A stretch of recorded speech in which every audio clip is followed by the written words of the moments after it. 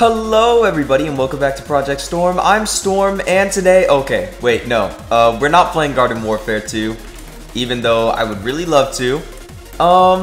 We're actually going to be doing a little bit of a tutorial, and I know you can see it from the title, so let's just get right into it. I'm sorry. Just wanted to do it for the bit. Okay, and now we're here in Trailmakers. My bad for the detour. I just woke up. Anyways, it's gonna be quite the easy video today because I used to do this all the time, and I remember talking about it in multiple videos, and I've had a few comments saying they wanted to learn how to make these auto turrets, so why not, right? I will show you the two auto turrets that I use the most, and one variant that is just really good, and that should be all. Now, there are a few things about terminology that you really want to learn about auto turrets. There is tracking, there is scanning, and that's honestly it. All it really is just make a little base, right? Make a little base. Nothing crazy. Okay, maybe something a little crazy. It does not have to be this heavy, but you know, why not? The easiest auto turret to make currently is just this. You put a rotating servo, you take off all the input. Well, you don't even have to do that, it doesn't really matter. Set the angle to infinity, set the speed to 2, right? Now, all you have to do is make a little platform like this, exactly like that. This can be elongated, this can be bigger, this can be smaller, but what you're gonna do is you're going to put the distance sensors up here or down here. Now, this is really up to preference because remember, wherever the distance sensors are, they have to sense a vehicle. Depending on how short that vehicle is, it will be a lot harder for these distance sensors to sense them. Now, just keep all of the inputs off for now. You can set this to 50 meters or 25. I usually set it to 30 because in a real battle, usually there will be hills, and that's where you can make the distance sensors taller or shorter. But I've noticed the lower they are, the better it is, most likely, because I mean, there's a lot of those really small, fast cars out there. Now, the biggest thing is this will not be able to have a safety. So it will shoot at you, and if you put it on top of a car, like I usually do, I would rather not make the safety logic based. I would rather flip the distance sensors up like this, and that's why I usually have a little steering hinge here that I can click or press E on red so that they flip up. The reason I do that is because logic actually has a very, very tiny delay in between each logic block. They have to communicate. And in this type of build, you really start to see it. Bullet travel time is annoying, but when you add in logic communication time to actually fire the guns, it gets even worse. And I'll show you an example of that really soon. 1 second. All you have to do now is hook up.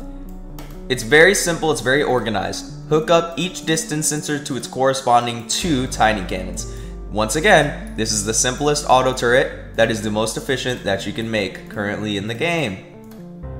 Now, all you have to do is place one more. This is going to look ugly. You can incorporate it into the 2x4s, but place one more distance sensor, put it on distance 0, invert trigger, and put it on this rotating servo.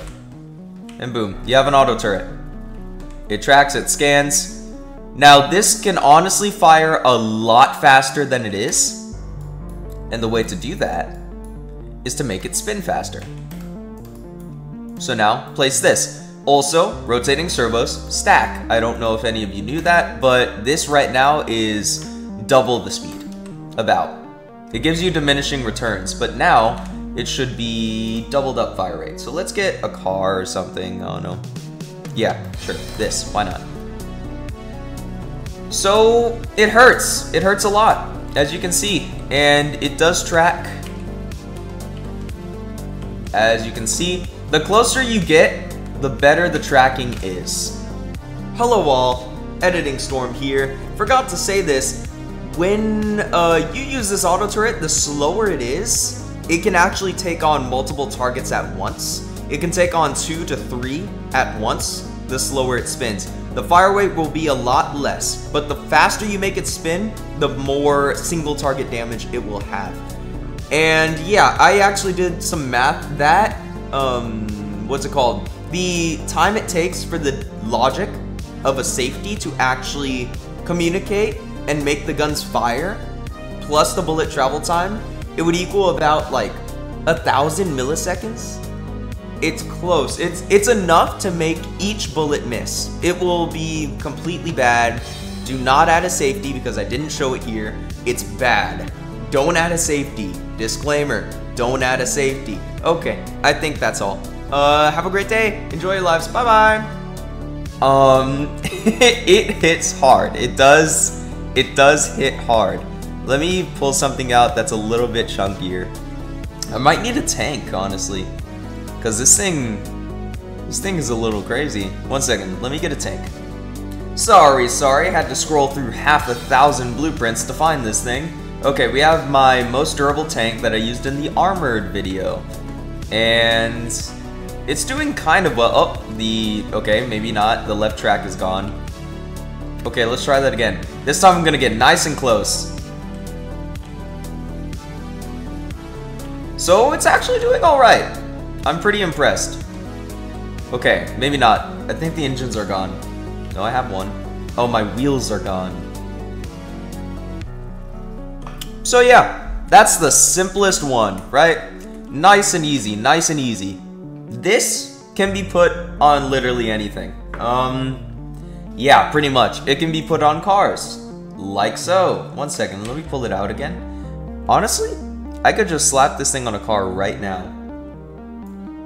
Sure. From the drifting video, no way, that I just posted. Hopefully that comes out, like, right now.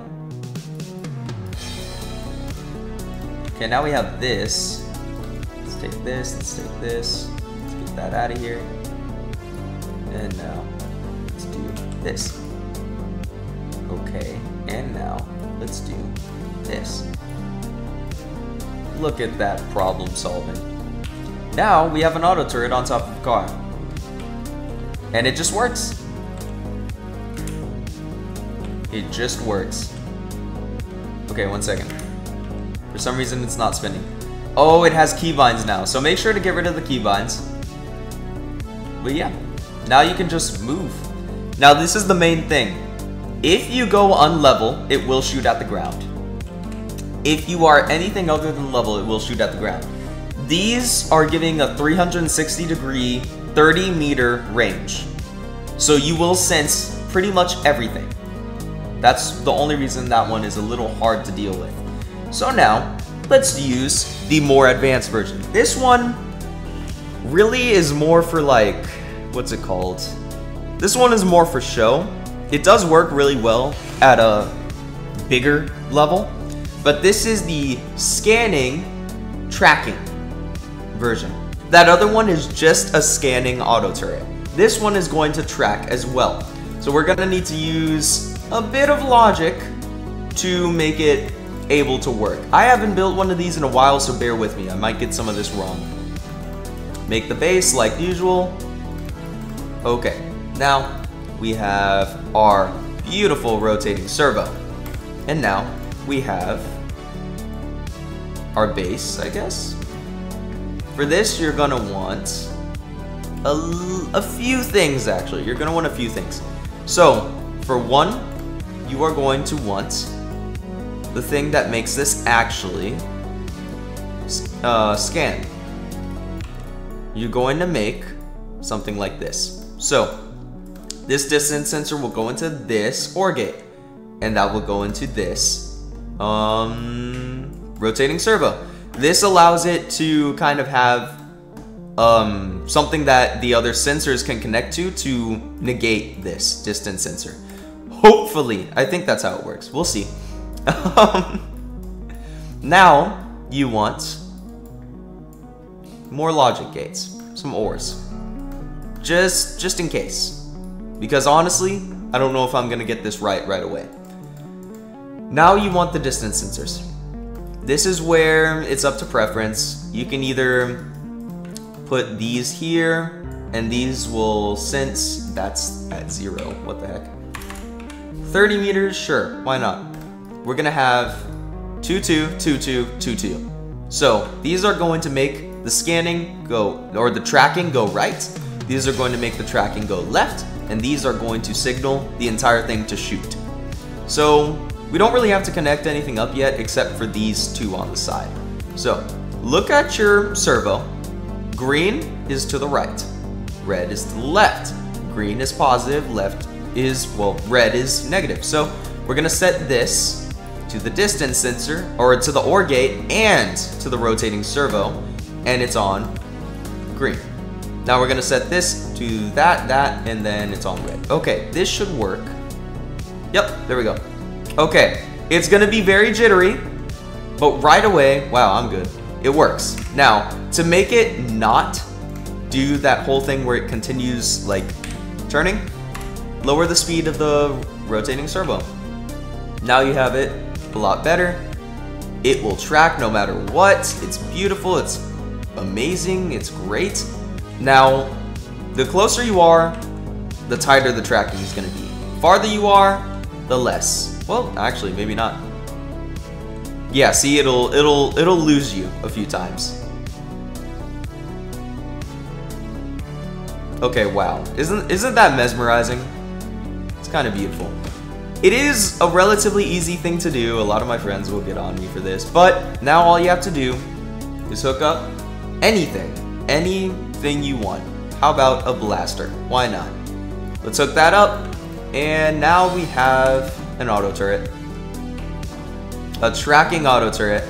Honestly, let me turn off the auto aim, because auto aim does work on auto turrets, by the way. Auto aim works on auto turrets, which is incredible. So yeah, if you ever want that to work, yep. If you put a rocket launcher on an auto turret and it even senses it in a 30-degree angle, it will shoot and it will absolutely destroy someone.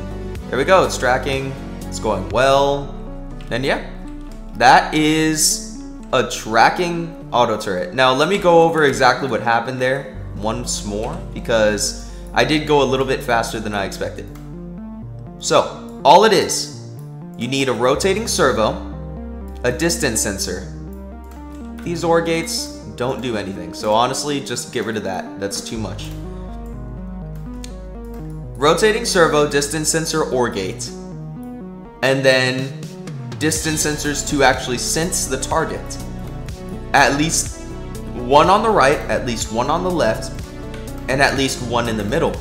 So we can actually shorten this real quick. Make it a lot easier to understand. This is all it takes. Actually, not even. This is all it takes.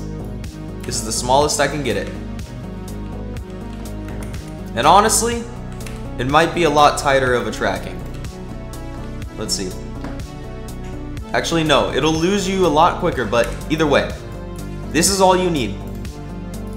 Look at the rotating servo. It will have a green and a red input. Green is positive, red is negative. Okay, now hook a distance sensor up to an OR logic gate. This distance sensor is going to be on distance 0, inverted trigger, on the OR logic gate, and then the OR logic gate will be on the rotating servo. What you do is you place the one going to the right, the distance sensor going to the right, onto the rotating servo and the OR logic gate. The one going to the left, rotating servo and OR logic gate. The one on the right will be positive, one on the left will be negative, because whenever this distance sensor senses something, you want the rotating servo to go left. Whenever this senses something, you want the rotating servo to go right. Honestly, I can already sense I'm gonna get comments that the OR logic gate isn't even necessary, but that's just how I've done it, and it doesn't cause too much complexity. It's literally one. So yeah, and now you have it. Those are the two auto turrets I use. So you can make it do whatever you want. Wow, this one is pooping itself. 1 second. Let me find the other one. You know what? Why not flex a little bit? Oh my god, inline 6. Oh my god, inline 6. Oh my god, inline 6. Okay, I'll leave you all with this. It's fine. Video's running too long anyways. Thank you all so much for watching. I hope you all enjoyed. Please comment if you want to see anything technology based next. Maybe piston engines. Like so. And yeah, I'll just leave you all with that. Nice to share some more information. A little bit of Storm Tech, even though it's very simple. And I hope you all enjoyed.